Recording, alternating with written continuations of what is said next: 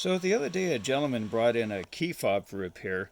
I get quite a few people that have problems with these things, and I can usually fix about 50% of them or more.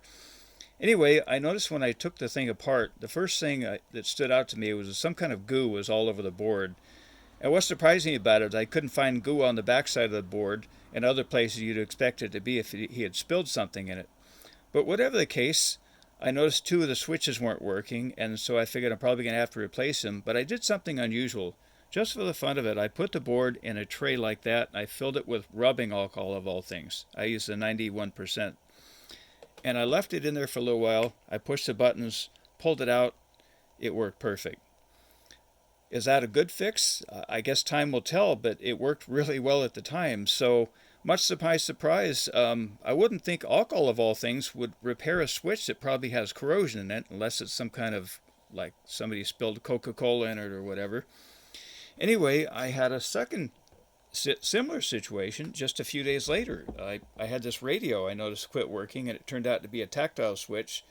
So I pulled out the old tactile switch, replaced it, and I thought, just for the fun of it, I'm going to put this one in alcohol and see if it does the same thing. So I put it in the tray, soaked it, pushed the button a few times, pulled it out. Now this one works fine, and it's been a few days. Now, why would rubbing alcohol, of all things, break down whatever it is that causes these things to fail? And could there be a better solvent that I should be using, some kind of electronic cleaner? I figure alcohol would be fairly safe because it'll dry out quick enough because it's alcohol of all things.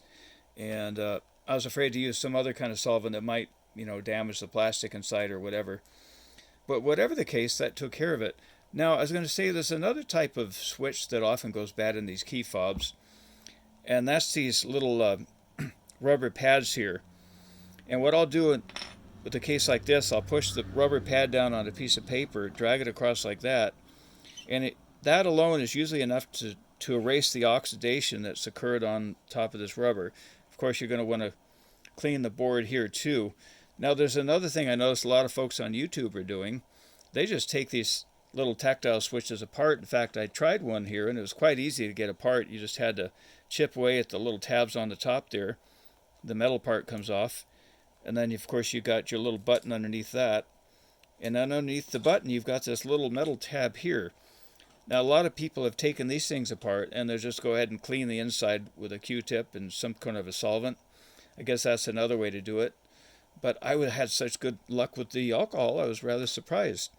Anyway, I'd love to hear your thoughts on this. Have you ever tried using a solvent on these tactile switches rather than taking them all apart or replacing them? Anyway, I'd love to hear your thoughts. As always, if you liked the video, please give it a thumbs up and please subscribe.